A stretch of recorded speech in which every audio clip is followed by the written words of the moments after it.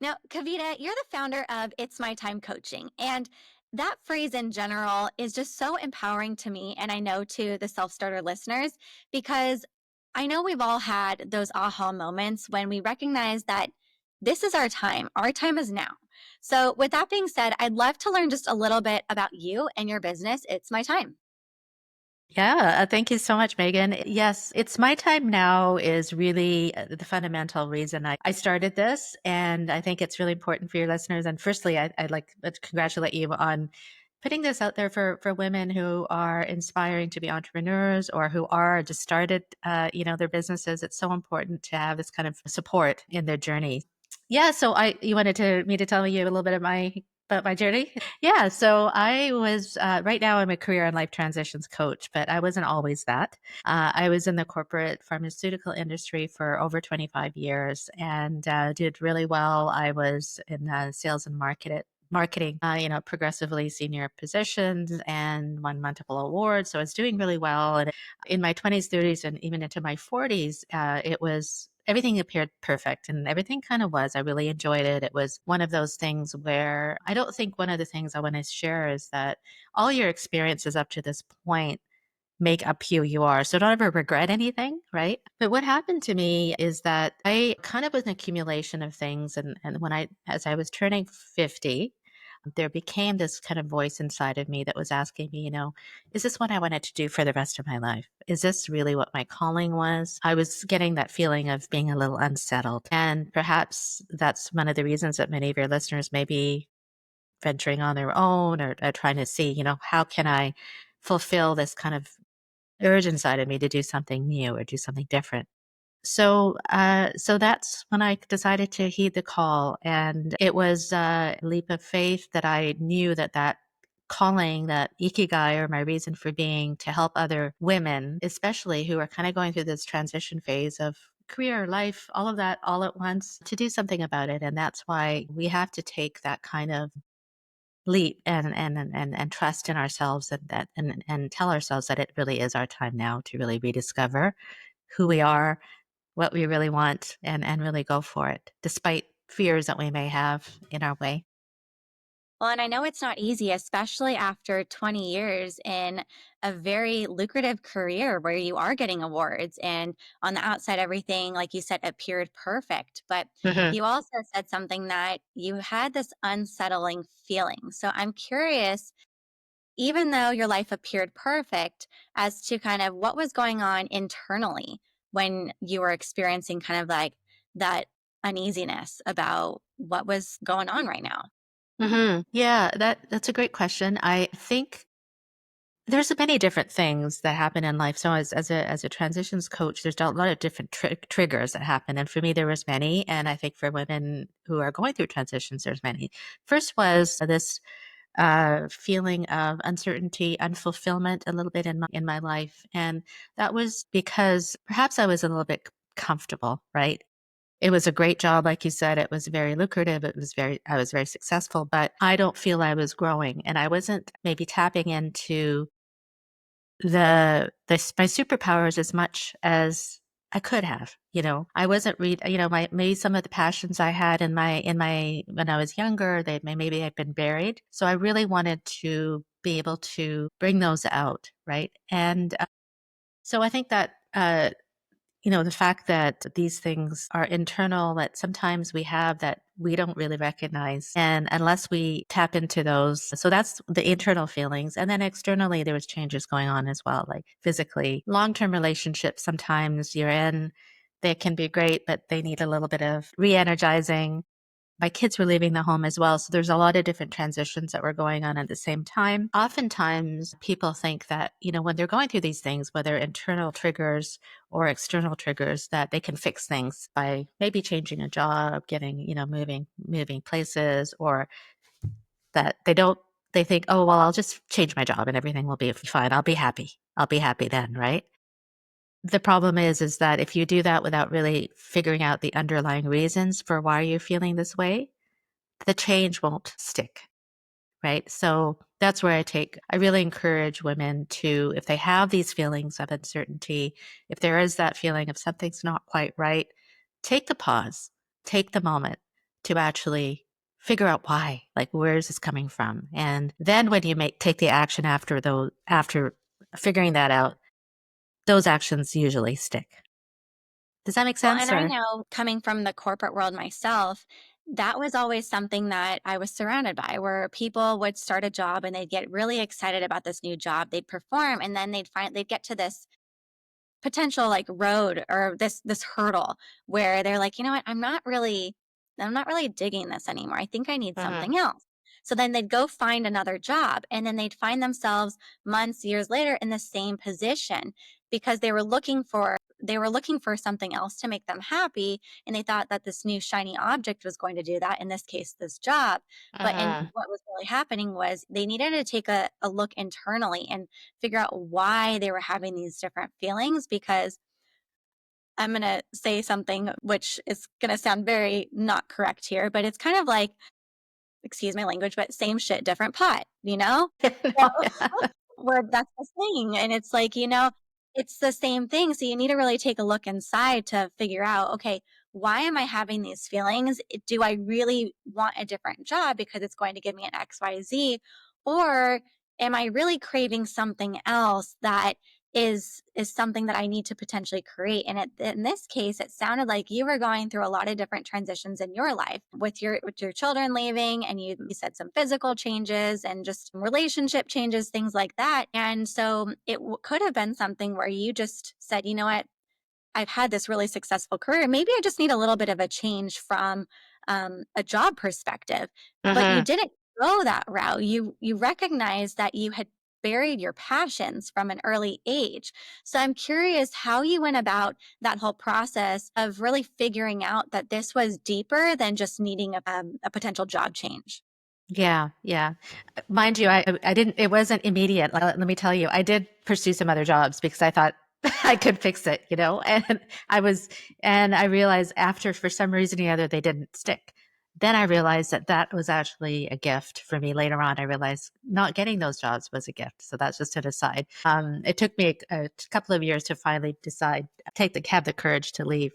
But when I did leave, Megan, I went on a really long period of rediscovery of myself and did a lot of internal work. I did a lot of studying. I started realizing what I wanted and also what I didn't want. And so the opportunity as an entrepreneur can be scary, but it can also be very exciting because you can, tailor your life the way you really want. So I studied a lot.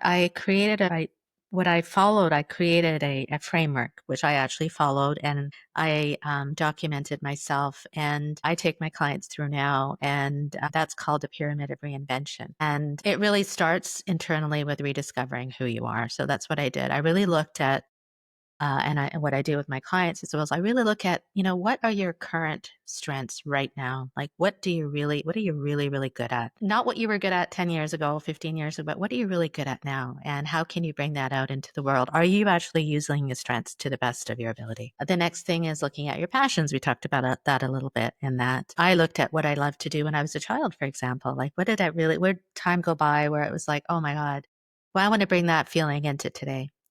And when we have that passion, a lot of this positive energy builds up in your life. It's called anabolic energy that fuels you forward and just makes you so much more creative, right? And then it's about your values. Like, are you living your values in what you're doing? What are you valuing now? Maybe it wasn't what you valued 10 years ago, right? And that all culminates in really figuring out the combination of all those is discovering your ikigai or reason for being. And I take my clients through this process, which is what I did as well. It's really important to figure out your reason for being because if you're starting a business and you understand your why, then you can communicate that with people that you're trying to serve as well. Like you can understand and lead your life according to your why, but also develop your business according to that as well. And then the other parts of the pyramid are, looking at the blocks that are in your way. How do you, the fears that you have, limiting beliefs, your, inner critics, all those things that come in our way. And of course, the next part is building your confidence to really get to take the next steps because those fears can really get in the way unless we have the confidence to move forward. It's not going to happen. So that's kind of the process I went through. I studied, I did a lot of research, and I put this framework together and started a podcast. I just kind of went all in. I just kind of just said, I want to learn this. I want to develop more skills. I want to bring it out into the world. So I did it messy, but I did it, and that's where I am today. I personally love messy. I think Uh, messy action is better than no action at all. But as you were going through this framework, I couldn't help but wonder. You had mentioned earlier that you had questioned, like you said, you'd gone on multiple job interviews and nothing really transpired from them, and it really was a gift. Did when you decided to really take the leap out of your corporate job and explore entrepreneurism, had you already gone through all this framework yourself, or was this something that you decided, I'm going to wipe my hands clean of corporate for a bit while I go through this journey and while I do it messy? Yeah, in my case, I I left, and I started from scratch. So I didn't start the process while I was working. But I would say that that's not always the case. And I wouldn't, it's not like you have to do that. It's not like you have to give up everything and just start new and go, oh my God, where do I start? You can do this.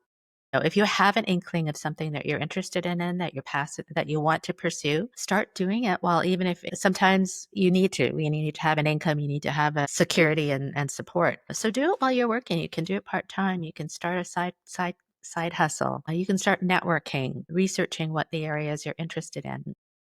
For me, I mean, I did start the kind of spiritual and internal work while I was working, but the actual building of the business was when I left. So, but as I said, don't feel like you have to quit your job right away and start. You can do it if you have an interest, you can do it while you're working.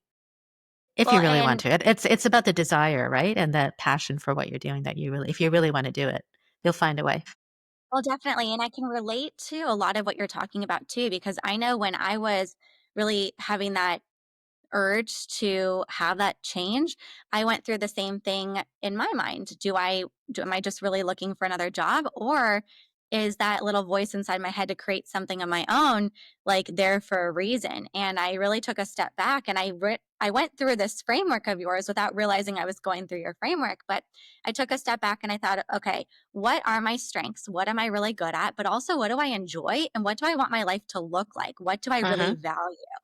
Mm-hmm. And that's really how my podcast was born. It's because, like you, I come from a sales background and I said, okay, well, I love talking to people and I love hearing their stories and helping them.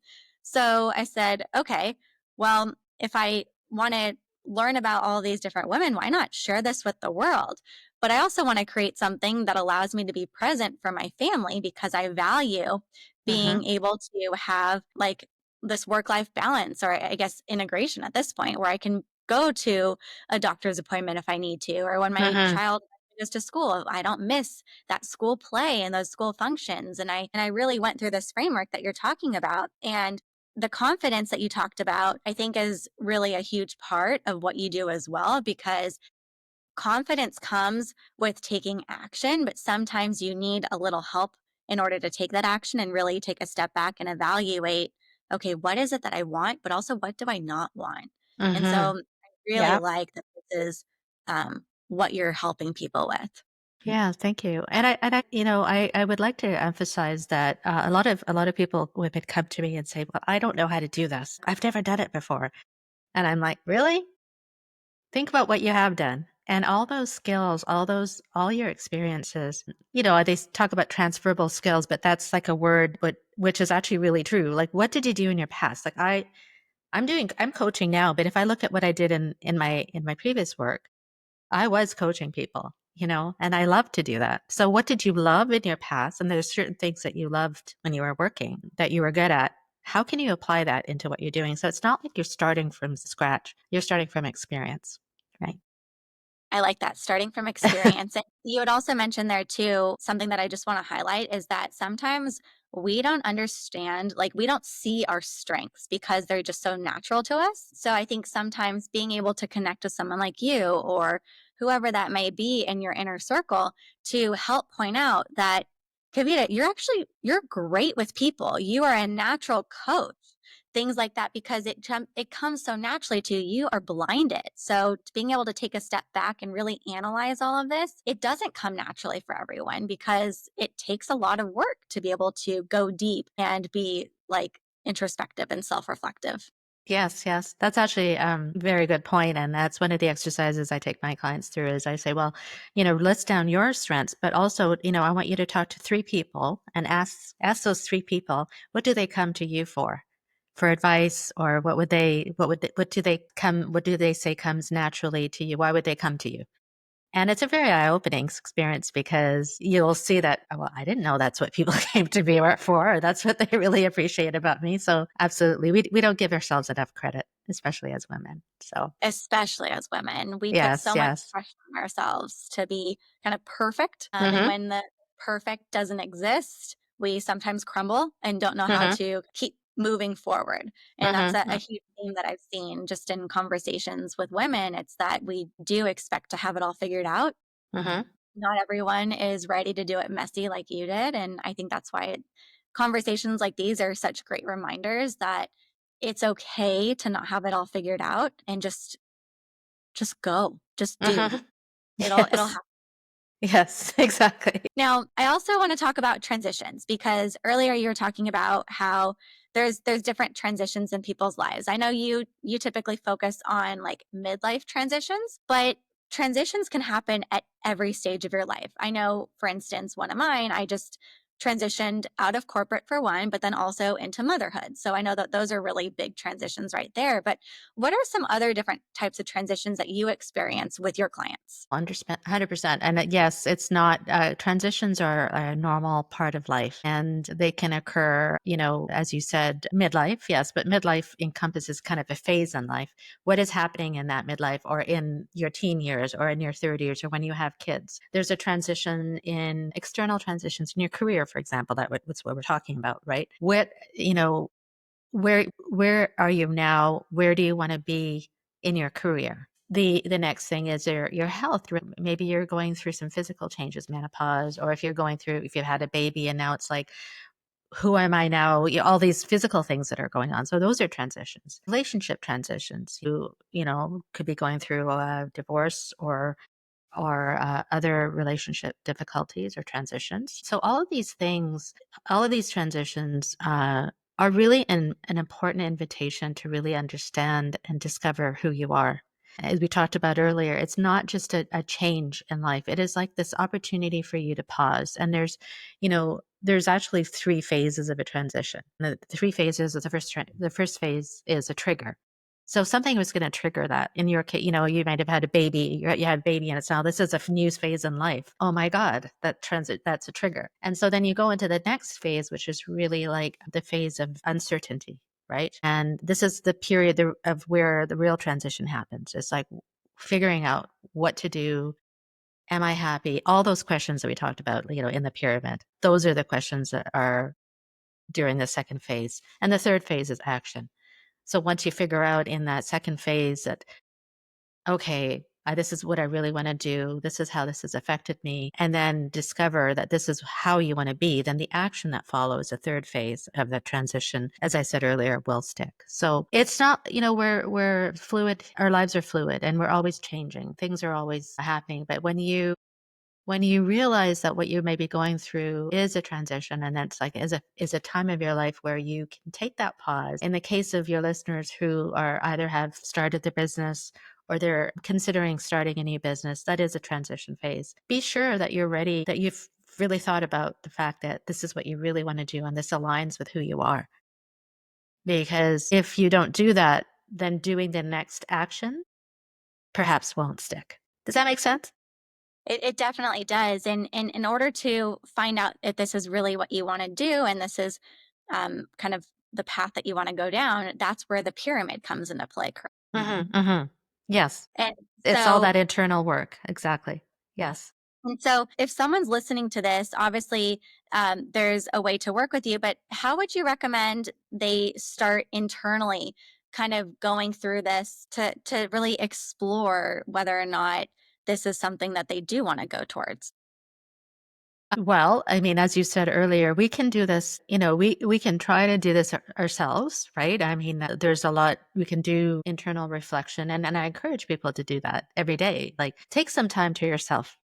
Have a routine in the morning, for example, where maybe you're waking up, you whatever type of meditation, whether it's even just taking some time for yourself to reflect and then journal your thoughts. Think about where you are right now. And sometimes it's hard for people, honestly, Megan, to have the discipline and actually take the time, set aside the time to do that. So that's where it's important to reach out to people who have the tools, who, have the process, who've kind of been there, who know exactly how to lead you. So I would say if you're feeling lost or stuck, you don't know exactly how to start, where to turn to. You have a business idea, but you don't know exactly have it all figured out. Not that you have to have it all figured out, but you want to take some good first steps. I would say reach out to a coach and reach out to somebody who you as an accountability partner. Somebody who you trust, someone who has your back.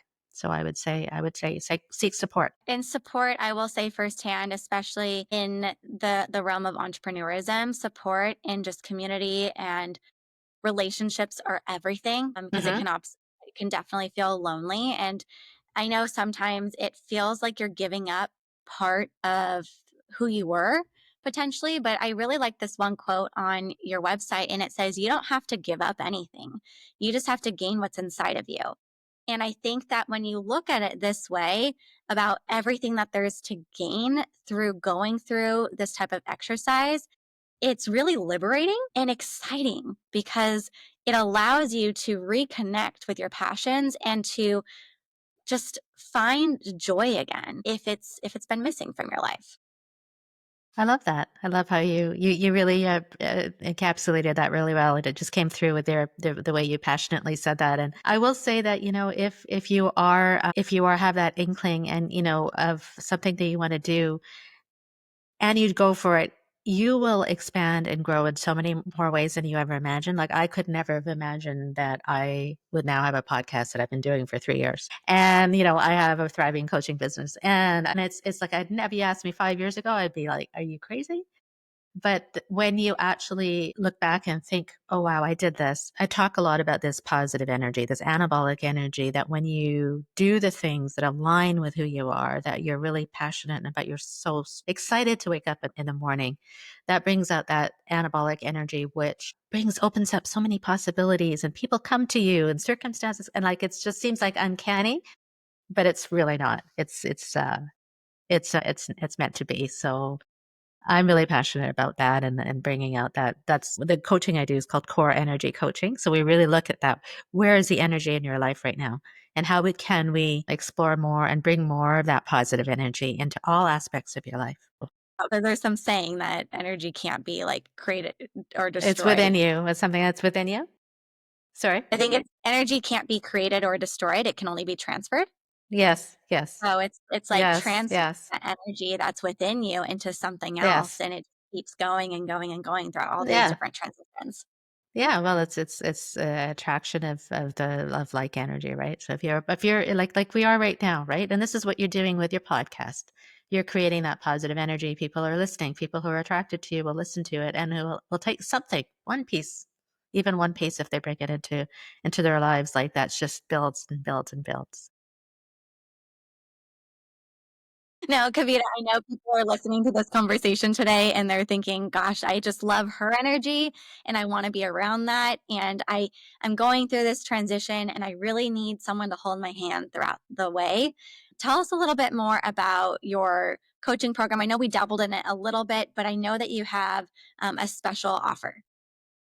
Absolutely. I would love to speak to anyone who is like you said, any inkling of I really want to do this, but I'm not quite sure how. My coaching program is called It's My Time Now Coaching, and I'm a career and life transitions coach. And I'd love to offer a 45-minute, breakthrough conversation just to talk about what's in your mind, what's in your heart, and give you some type tips and pointers on how to get there. So you can find me at itsmytimenowcoaching.com. My website's there.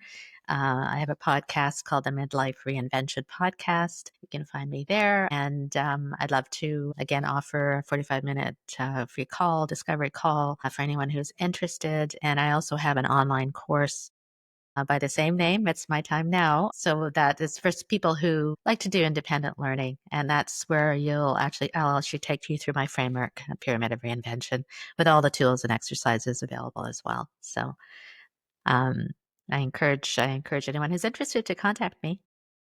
Well, I'll put everything in the show notes, making it really easy for them to do so. And Kavita, one last thing. I always like to end with some extra positivity and advice for those women that are really just taking the first step in their own entrepreneurial journey. What would you tell them? Yeah, I mean, there's so much I could say, but I would say from my heart at this moment, I would say that, this journey is not an easy one, I will say. But if you really truly believe in your heart in what you're doing, and you truly want to make a difference in your own way, then this is the most rewarding thing that you could ever do. And there will be ups and downs, but you are meant to be where you are in this moment. And if you truly believe in yourself, in your reason for your being or your ikigai, things will always work out for you. I truly believe that. Just believe in yourself. Things will always work out for you. There will be ups and downs, as I said, but just trust yourself that things will work out.